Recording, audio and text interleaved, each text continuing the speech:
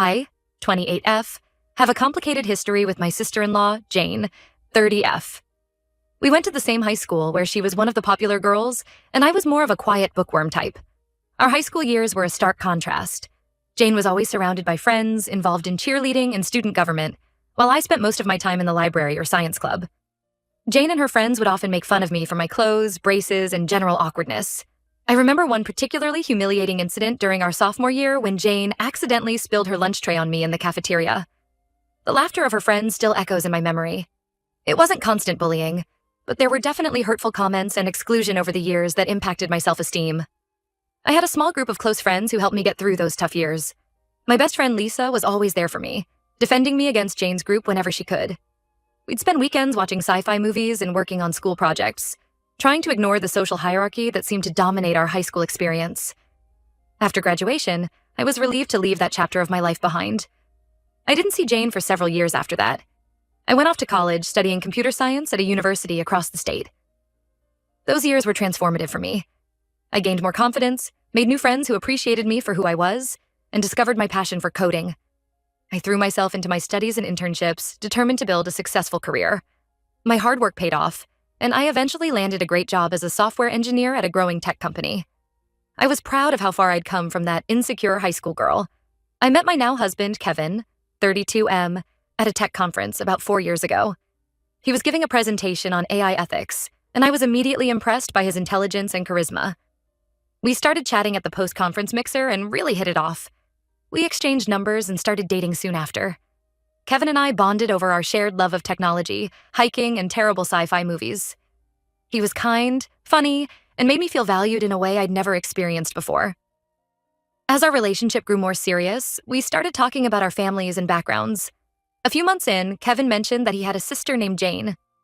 When he described her as outgoing and social, I had a sinking feeling it might be the same Jane from high school. I tried to brush it off as a coincidence, but when Kevin showed me a photo, my stomach dropped. It was definitely her. I was hesitant to tell Kevin about our history at first, not wanting to cause drama or color his perception of his sister. But as things got more serious between us, I knew I had to be honest.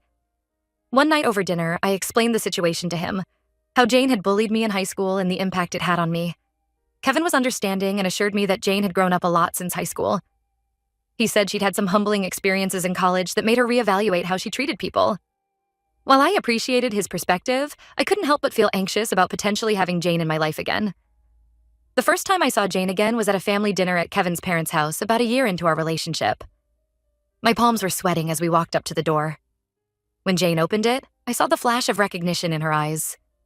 It was pretty awkward at first. I could tell Jane was uncomfortable too. We were polite but distant with each other throughout dinner. Over the next couple years, Jane and I maintained a cordial but cool relationship. We'd make small talk at family gatherings, but never really connected or became friends. Kevin encouraged us to try to move past the high school stuff, but I just couldn't fully let my guard down around her. There was always that lingering memory of how she'd treated me. I tried to keep things in perspective. We were adults now, and high school was a long time ago.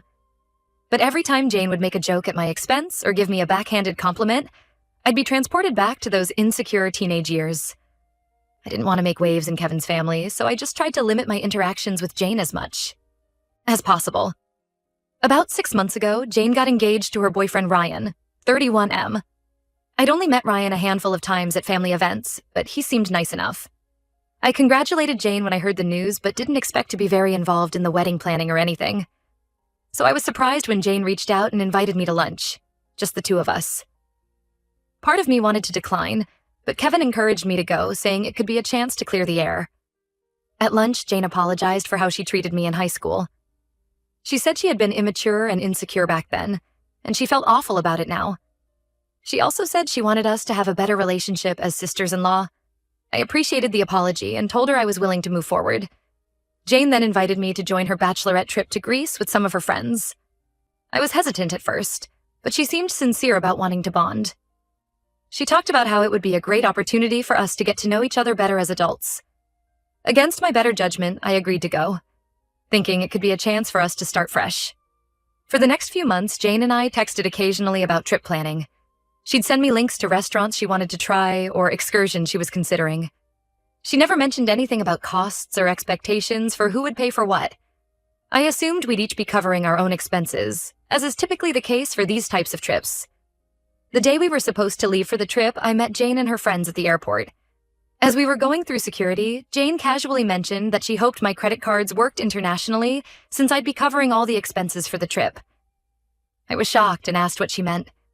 Jane then informed me that she had assumed I would be paying for everything: flights, hotels, meals, activities, for her entire group of 6 friends. She said she picked an expensive destination because she knew I could afford it with my fancy tech job. I was completely blindsided by this. We had never discussed anything like that. I told Jane there was no way I could pay for an entire luxury vacation for 7 people. She got upset and said I was being stingy and ruining her bachelorette trip. Her friends were awkwardly standing there as we argued. Jane said things like, "Come on, we all know you make way more money than any of us.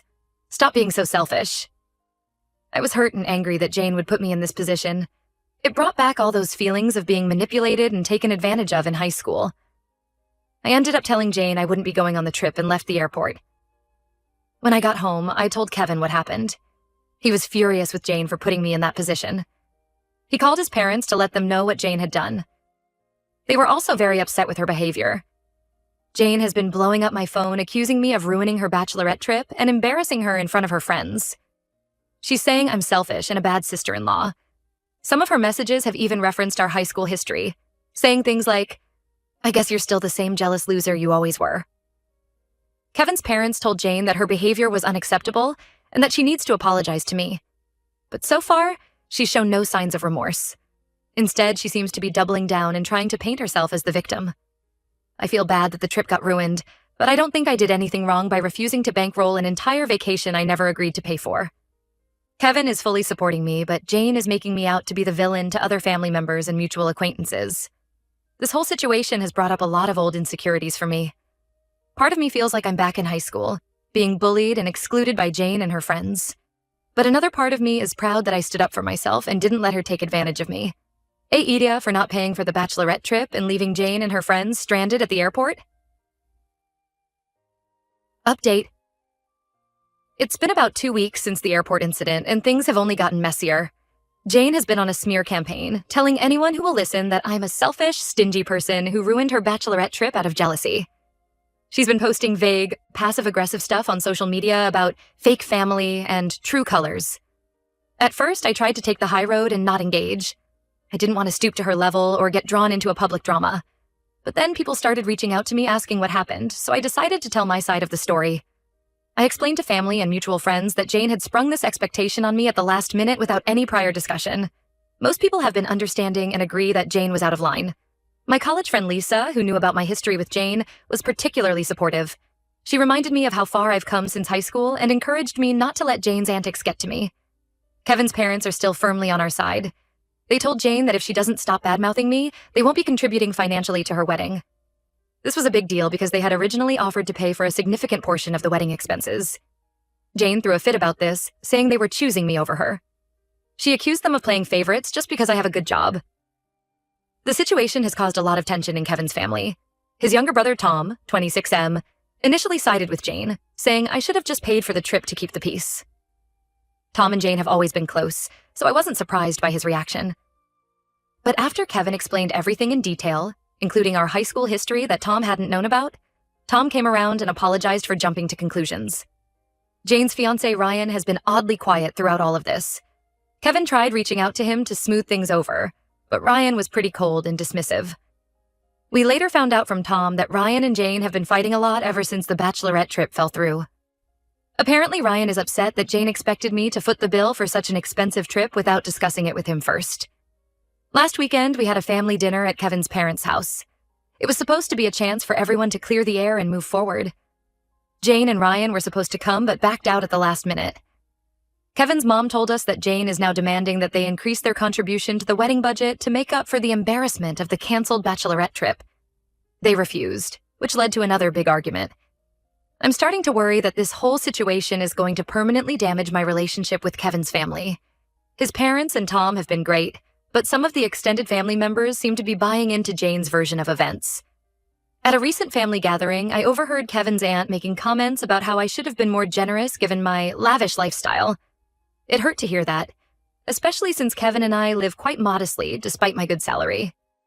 Kevin assures me that anyone who really knows Jane will see through her lies, but it still stresses me out. I've always been anxious about fitting in with his family, given my introverted nature and the age gap between Kevin and me. This whole drama has amplified those insecurities. To make matters worse, I found out that Jane has been bringing up our high school history to paint me as a long-standing enemy. She's telling people that I've always been jealous of her and that I deliberately sabotaged her bachelorette trip as revenge. It's frustrating because I thought we had moved past all that ancient history. Kevin and I are trying to rise above the drama, but it's hard when Jane seems determined to make me the bad guy. We're considering skipping the wedding altogether at this point, but we don't want to give Jane more ammunition. I'm not sure what the right move is here. Part of me wants to confront Jane directly and clear the air, but Kevin thinks that will only make things worse. For now, we're just taking it day by day and trying not to let Jane's antics get to us. But I'd be lying if I said it wasn't putting a strain on things. I'm grateful for Kevin's unwavering support through all of this. He's been my rock, reassuring me that I did nothing wrong and that he's proud of me for standing up for myself. I've been throwing myself into work as a distraction, but it's hard to focus sometimes with all this family drama swirling around. I'm trying to. Stay positive and remember that this will all blow over eventually, but some days are harder than others. Update 2. Things have taken an unexpected turn in the past week. Jane and Ryan's wedding, which was supposed to be next month, has been called off. We found out from Kevin's parents that Ryan ended the engagement. Apparently, the bachelorette trip drama was the last straw for him. He told Jane he couldn't marry someone who would try to take advantage of family members like that. He was also upset about how Jane had been behaving in the aftermath, spreading lies and trying to turn people against me. From what we've heard, Ryan had been having doubts for a while. He felt that Jane had become increasingly entitled and demanding throughout the wedding planning process. The bachelorette trip incident just confirmed his fears about her character. Jane is not taking the breakup well at all. She showed up at Kevin's parents' house in hysterics, alternating between crying and screaming about how this was all my fault. Kevin's parents tried to calm her down, but she was inconsolable. She ended up staying the night there because she was too upset to drive home. The next day, Jane started blowing up Kevin's phone with angry messages. She accused him of choosing me over his own sister and ruining her life. She brought up childhood memories, saying things like, "Remember when I took care of you when you had chicken pox? This is how you repay me?" Kevin finally had enough and blocked her number. He told his parents that he needs some space from Jane for a while. I feel terrible about the whole situation, even though I know logically that it's not my fault. Kevin keeps reminding me that Jane brought this on herself with her entitled behavior and refusal to take responsibility for her actions. Still, I can't help but feel a twinge of guilt. I never wanted things to escalate to this point. Kevin's parents are caught in the middle of everything. They're trying to support Jane through the breakup while also maintaining boundaries. They've made it clear to her that her behavior towards me was unacceptable and that she needs to make amends if she wants to repair her relationships with the family. But they're also worried about Jane's mental state and don't want to abandon her when she's struggling. The situation has stirred up a lot of old family dynamics. Kevin's mom confided in me that Jane has always been the more demanding child, often overshadowing Kevin's needs when they were growing up. She said she feels partly responsible for enabling Jane's behavior over the years. It was a surprisingly candid conversation that gave me more insight into the family's history. Tom has been trying to play peacemaker, but it's a tough position for him. He's close to Jane, but also sees how unreasonable she's been. He's been checking in on her regularly and reported back that she's not doing well. Apparently, she's talking about quitting her job and moving back home, which has Kevin's parents worried. As for me, I'm struggling with mixed emotions. On one hand, I feel vindicated that the truth about Jane's behavior has come to light. On the other hand, I never wanted to be the cause of such upheaval in Kevin's family. I'm trying to be supportive of Kevin as he navigates this difficult situation with his sister, but it's challenging when I'm at the center of the conflict. Kevin and I have been having long talks about family, boundaries, and how we want to handle these kinds of situations in the future. It's brought us closer in some ways, but it's also been a stressful test of our relationship. We're both committed to getting through this together, but it hasn't been easy. For now, we're keeping our distance and trying to let things settle down. I'm hoping that this will be a wake-up call for Jane and that maybe she'll do some self-reflection. But given her track record, I'm not holding my breath. We'll just have to wait and see how things unfold from here. In the meantime, I'm trying to focus on the positive aspects of my life. My job, my relationship with Kevin, and the support of friends and family members who have stood by us through this ordeal. It's been a stark reminder of how far I've come since those difficult high school days, and how important it is to surround yourself with people who truly care about you.